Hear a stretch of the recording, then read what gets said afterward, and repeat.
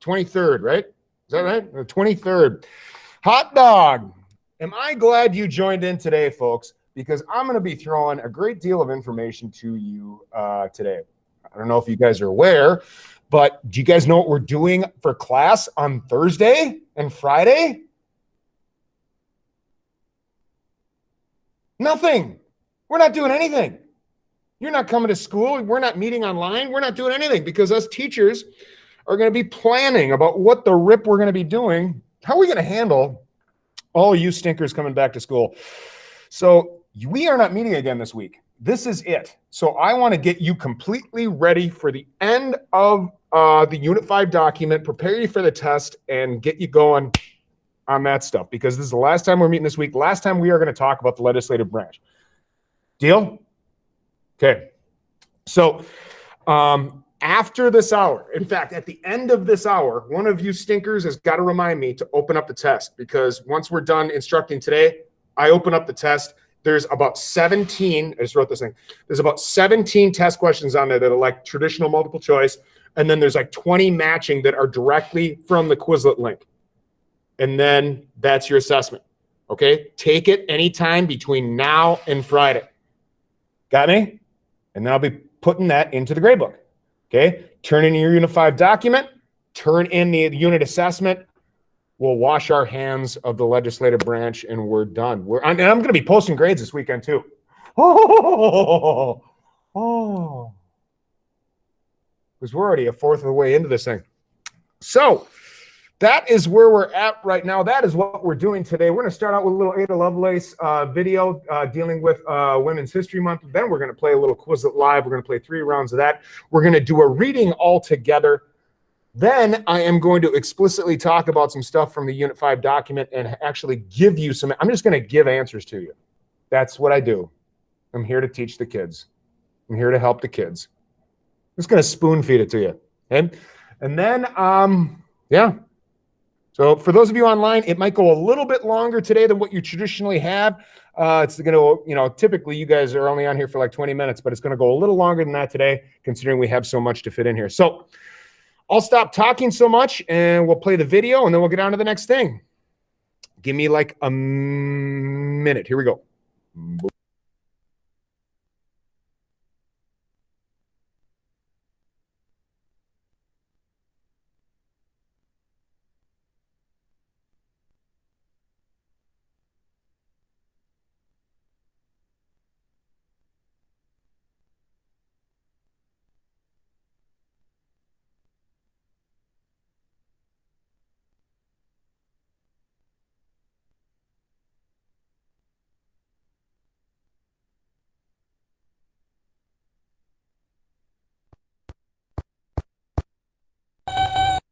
Oh, just playing around with these old circuit boards. Yeah, let me see. Dear Tim and Moby, could you please tell me about Lady Ada Lovelace? From Sean. Sure thing.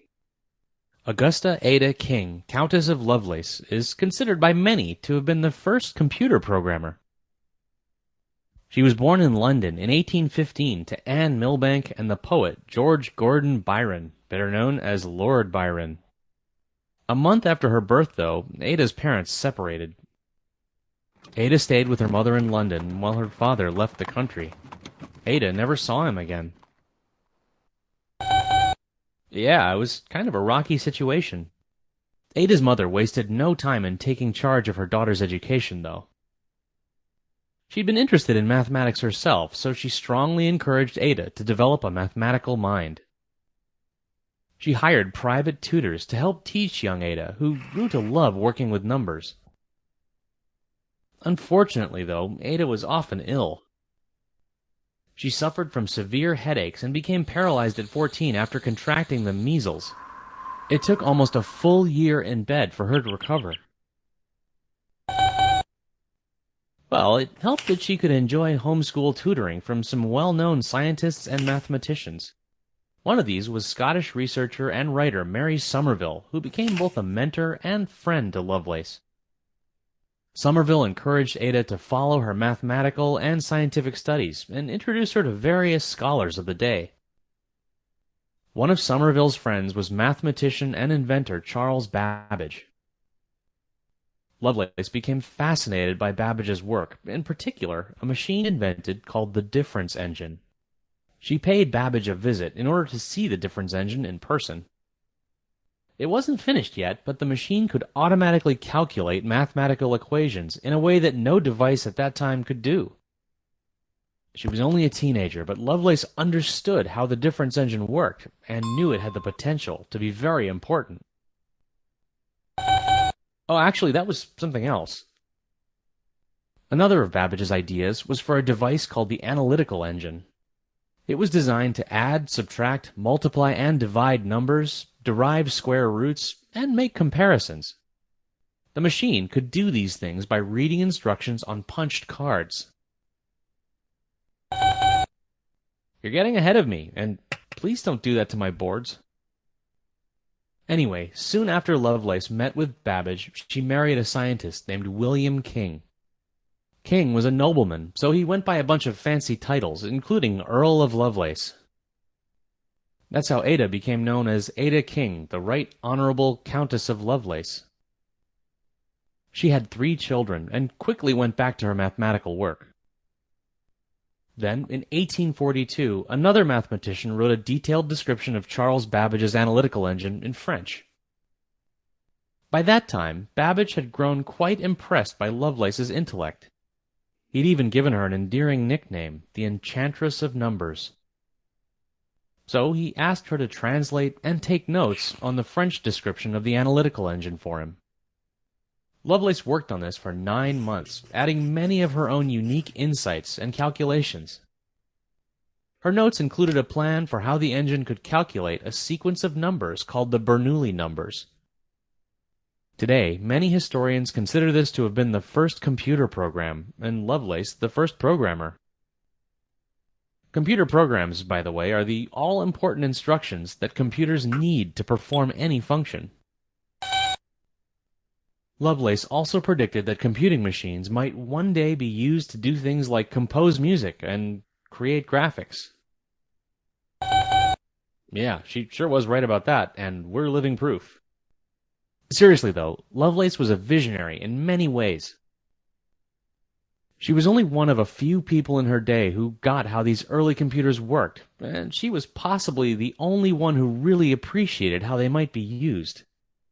It was pretty impressive, considering she lived at a time when women weren't accepted as scholars, much less mathematicians. In the end, Babbage was never able to fully build either of his early computers. And sadly, Ada's health went downhill not long after she published her work on the analytical engine.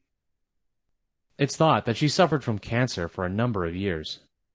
Lovelace died in 1852, about 2 weeks before her 37th birthday.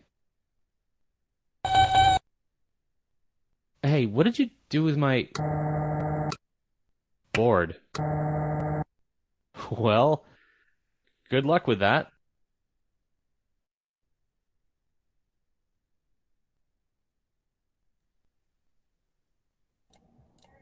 You all know what's next. Let's go right to Quizlet Live right now. Let's go, let's go, let's go.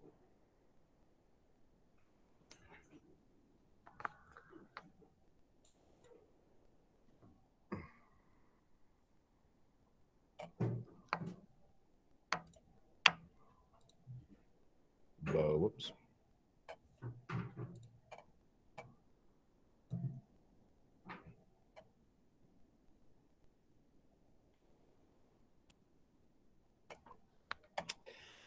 And there is your code, my folks. Here we go. Let me present my screen so people online can see. So we're at Quizlet.live. We're going to punch in 794958.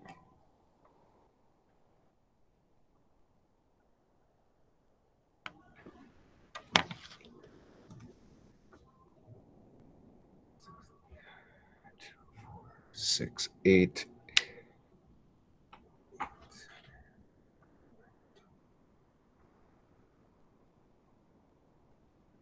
Okay, missing a handful of you. We're going to start this thing in about 30 seconds here. Here we go.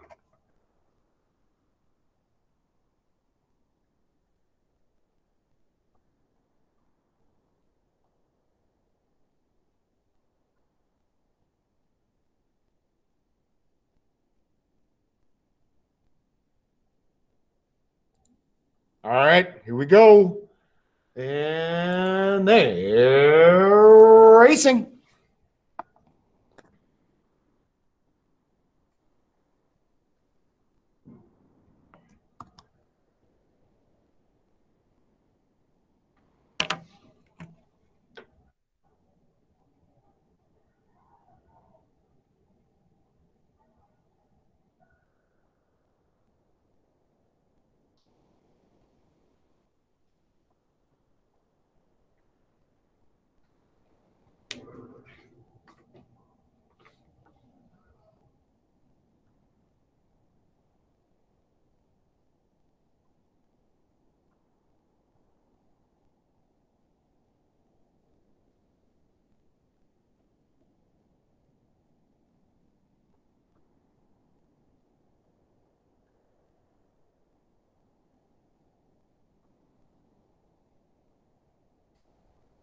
Oh, there we go. We do have a winner. And round two, and they're racing.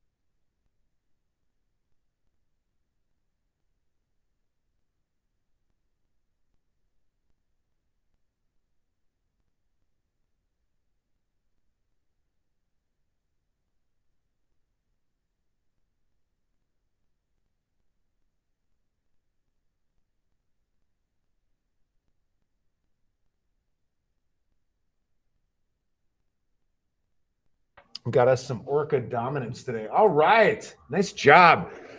Would everybody for me right now go to Schoology, please? In Schoology, you're going to find a new folder called Upfront Articles. You're going to see an upfront article, a national outcry over anti-Asian hate. This class didn't read this one yet, correct? Right? Okay. Perfect. Okay, it's going to look a little something like that. Hopefully people online can see that now.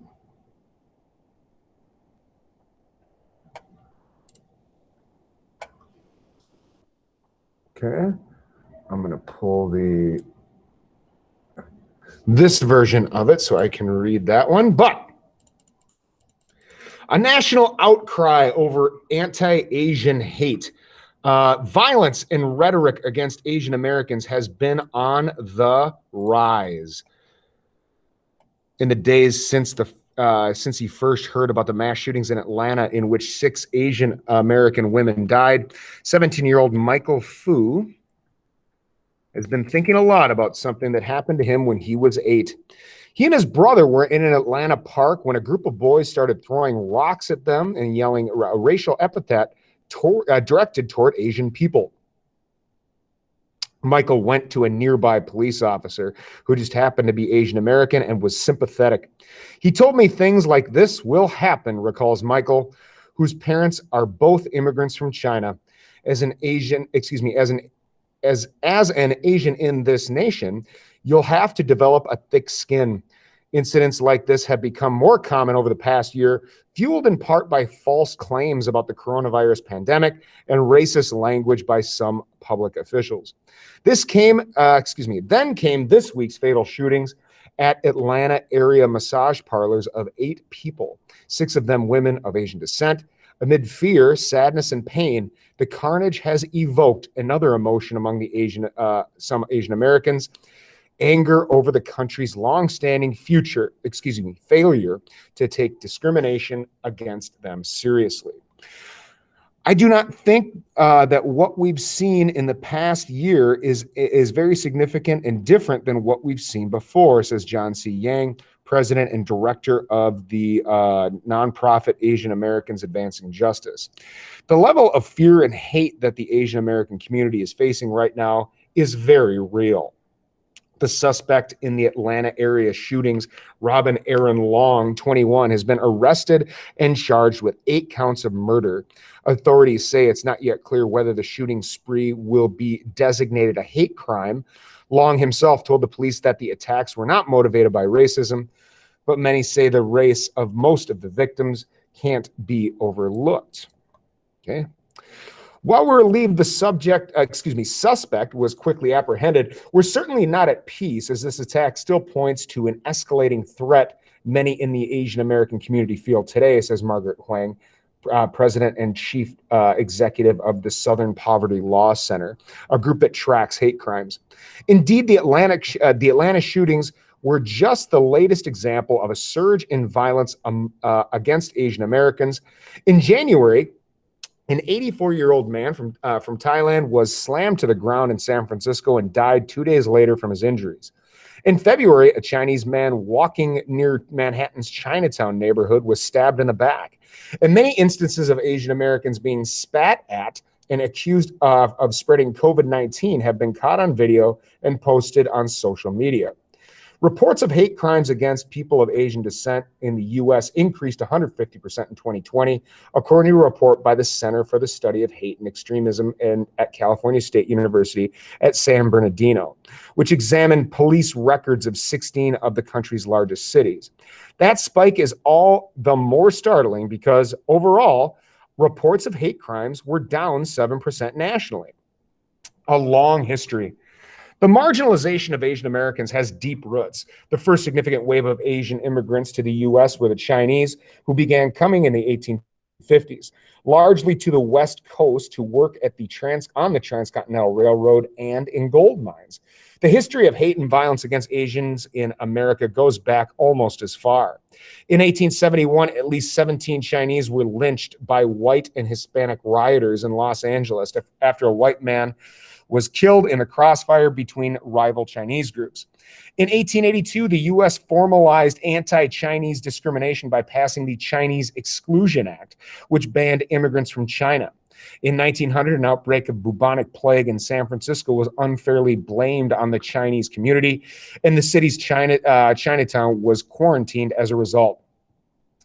And most infamously, during World War II, tens of thousands of Japanese Americans were imprisoned in internment camps for years on the unfounded suspicion that they might threaten the U.S. war effort against Japan.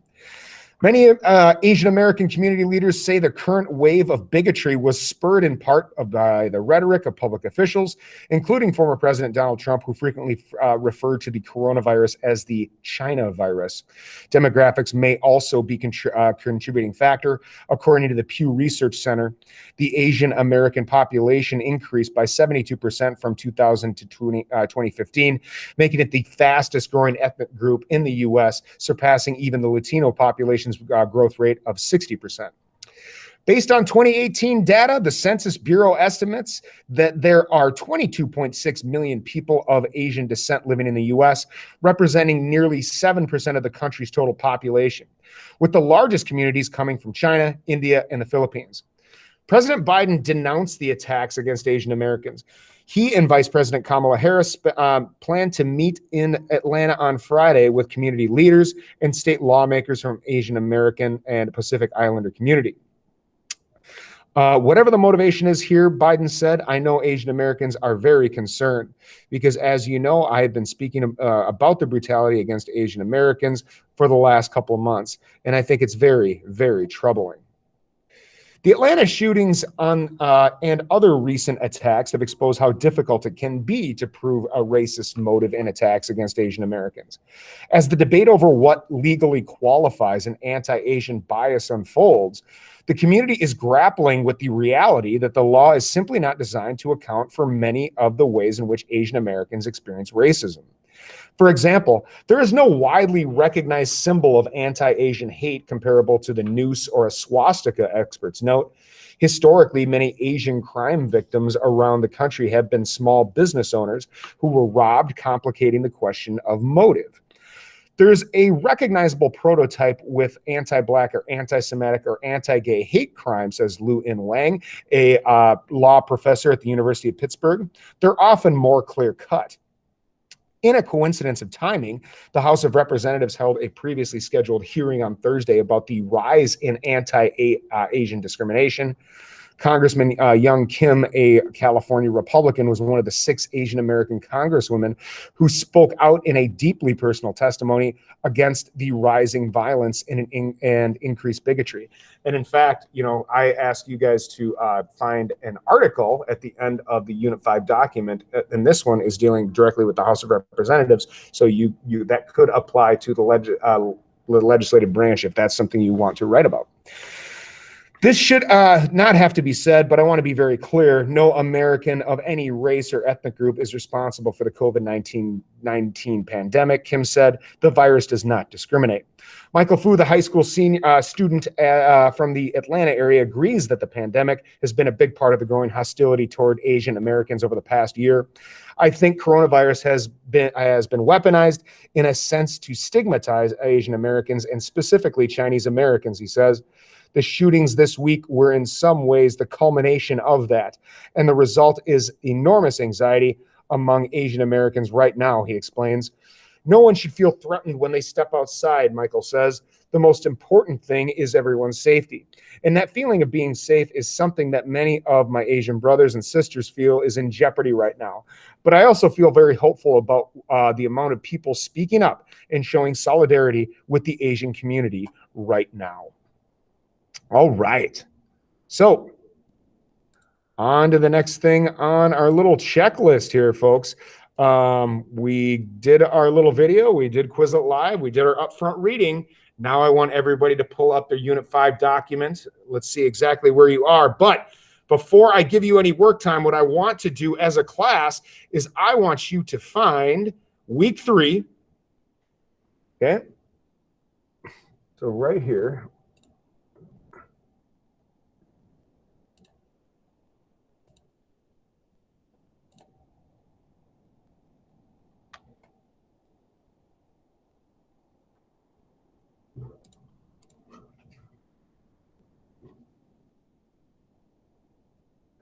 All right, here we go. Week 3. Okay.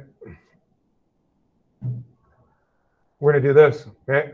And you have to answer, what do you notice about the organization of the Minnesota state government compared to the federal government? What do you notice about this? I don't care how far you are on this thing. Okay. I'm assuming that a majority of you haven't done this week 3 stuff. Yes? Yes? Okay, so I'm going to pull up this video right now. We're going to do this part together, and I'm going to walk you through this stuff right here. How does that sound? Good? Okay, here we go. This video isn't even like 2 minutes, okay? So here we go. Senate, both executive branches have a chief executive. Hold on.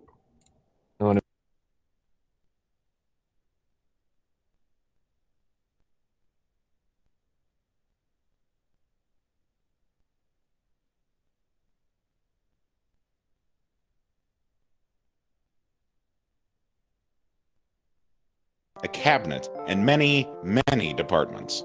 Both judicial branches have a Supreme Court, a network of lower courts, and pretty flowing robes.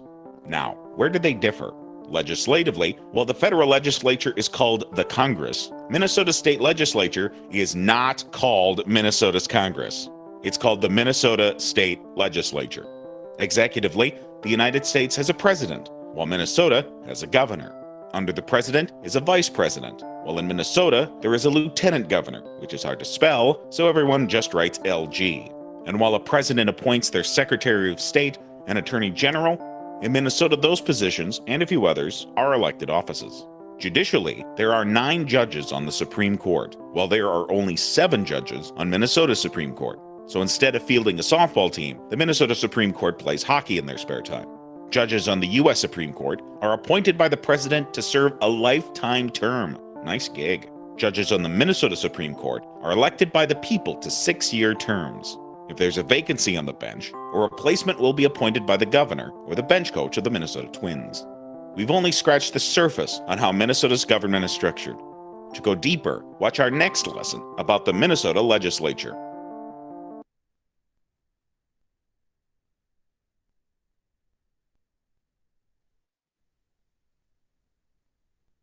So what can we write down for that one right there? What can we write down? What do you notice about the organization of the Minnesota state government compared to the federal government? This could be anything. This is the not just the legislative branch, but by and large, what do you notice? Anything at all?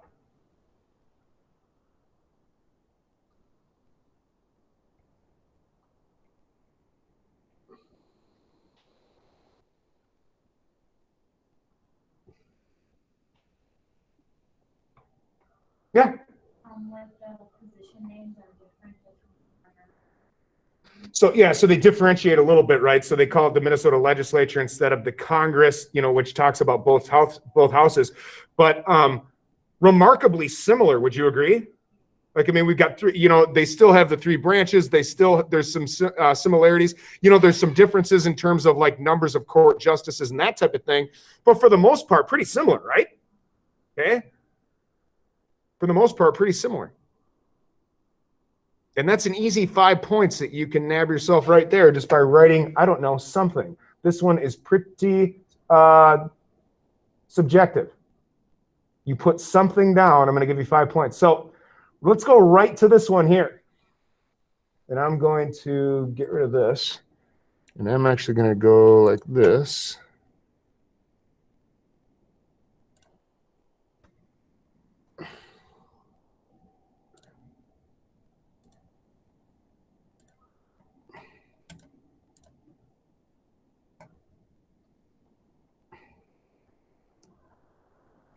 Because right where you guys are looking, I went ahead and just did all the work for you. What a nice guy. He did the work for us. Wowee. Now, everybody knows how to access this Try3 Google presentation, yes? There's a link right on the front page of your Schoology that you can get to this if you don't get all of that right now, okay? But how is the legislature different? Well, it's still bicameral. Okay, so it's not unicameral. There's 2 houses, okay? And we still have the House of Representatives and we still have the Senate. Now, there are some similarities between like the House of, the House of Representatives on the federal level is a big, it's a big organization. You got 435 members at that one and they only run 2-year terms. So, there is a similarity there in which we've got 134 members versus the Senate 67. Okay, so it's similar in that this is the one that kind of, is going to be able to pass things more efficiently. They're going to be able to, things are going to be able to move in that house. Okay, whereas the Senate is going to be just a little bit slower. Okay, and furthermore, the Senate has 4-year terms. Now, how this is different though, okay, so it's not just, every 2 years and every 4 years. Here's the exception. Can anybody tell me what we do every year that ends in 0? What do we have? Every 10 years, we do something special. What do? We did it in 2000. We did it in 2010. We did it again in 2020. We have a A census. Okay, so the Senate has 4-year terms unless we're coming up on one of those census years, or we're coming up on like 2020, or we're coming up on 2030. So essentially what their terms look like is this, guys: 4, 4, 2, 4, 4, 2. See how that adds up to 10? See what I'm saying? Okay, so it goes 4, 4, 2. So it's kind of goofy, except for census years. Then you've got a 2-year term, okay, which is kind of goofy. But anyway, that's how that's done. There's only 15 states that have term limits for their state senators or House. Okay, so the Minnesota is not one of those. Okay, now let's go to ordinances. What the rip is an ordinance? Well, an ordinance is just something that's passed with your some form of local government.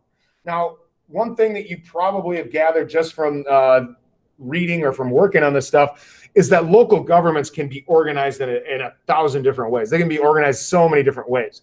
You know, for the most part, we just kind of look at our local government as, well, we've got our county and we've got our city. Okay. Other places, they've got their townships, or they've got their, all kinds of different ways to organize this stuff. Okay. But you should know that an ordinance are basically regulations that are decided on that local government level. And they have more they're going to differentiate like by city to city, and just about, I mean, I guarantee you that Farmington has like a city ordinance about something. Now, I should really come up with an example because nothing really comes to mind, but let me tell you about like for a short amount of time, I lived in Woodbury. And what I didn't understand about Woodbury is that, you wouldn't see any like garage sale signs up, or you wouldn't see any signs on the road. Why? Because the city of Woodbury had a city ordinance against those signs, and they actually had somebody from City Hall that would drive around and pick all those up, throw them in the back of his car. Okay? So I don't know if that's a great example, but the point is that was a regulation that was passed on the local level, something that the city agreed upon. And you can make those ordinances whatever the rip you want, just as long as they don't interfere with a state or federal law. Okay, so we wrote regulations, laws for a community, okay, and they can't conflict with state or federal law. Easy enough, yes? Well, how the rip do we even arrive at these ordinances? Okay. Well, on the county level, that would be a county commissioner's job. Okay. In the city government, they would have a council, a city council. Okay. If it's a township, they have a board of commissioners or a board of trustees. And then lastly, we could make some type of special district. Okay. A board, for example, like this is an example of a special district that's created. Okay. It just so happens that Farmington School District coincides with the city of Farmington, but there are parts of Farmington School District that aren't in the city of Farmington. You guys know what I'm talking about? You have some friends that you go to school with that might have a Lakeville address, or might have an Empire address. Know what I mean? And that's that special district. Okay. And who decides decisions for the school district? A school board. A school board. Good? Good. All right. So another part of this is, how do these governments work together? Okay, how do these governments work together? And how does the legislative branch make rules for our area when there are technically other parts of our state that aren't technically, that don't fall under this jurisdiction? I would argue there's still parts of Minnesota, but they are allowed to operate like little sovereign little nations. One of those, can anybody think of one? Something that operates in Minnesota, but has its own jurisdiction. You think of anything like that?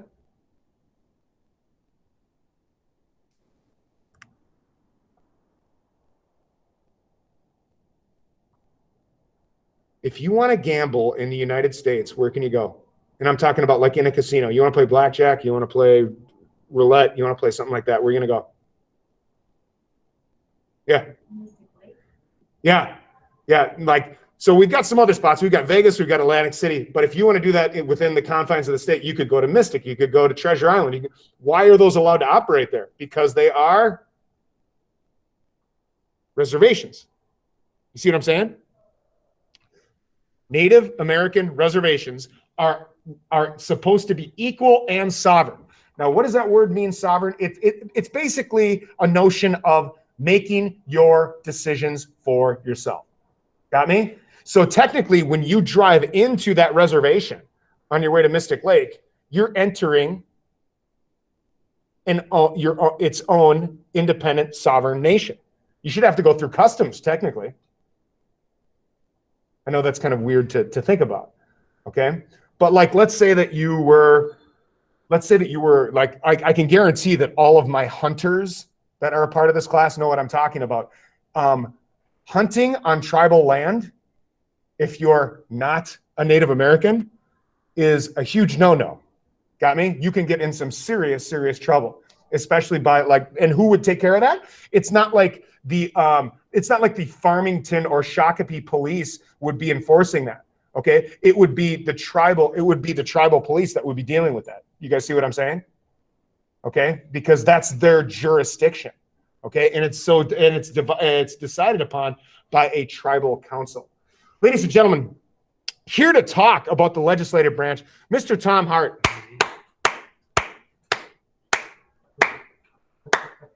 Good.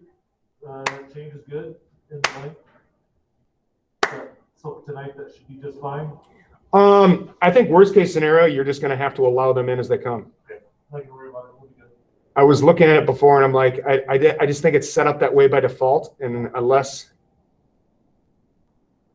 I think you're golden. It's going to take a few extra clicks, but We'll be fine. whatever, dog. So I'll come in and just speak with you. Sorry. Hurry up for today. So. He's gonna come in and talk about fashion. This guy is all fashion. Have you ever noticed that? No? Oh, okay. So yeah.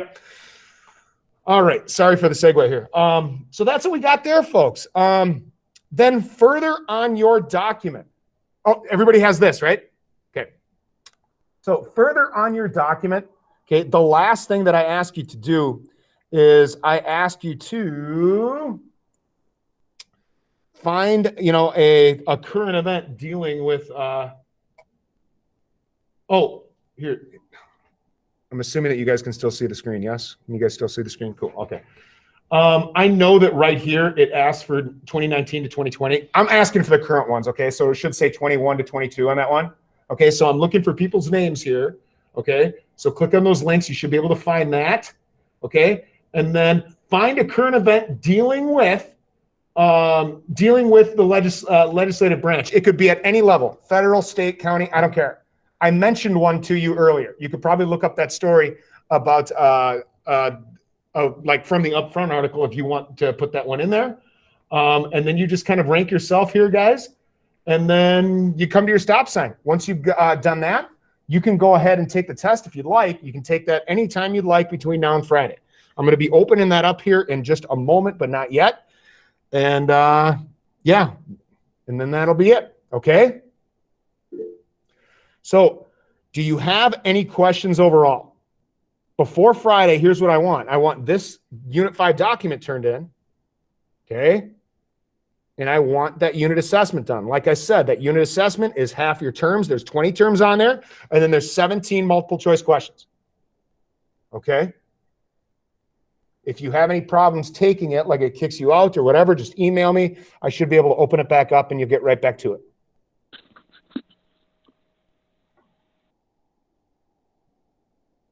Okay.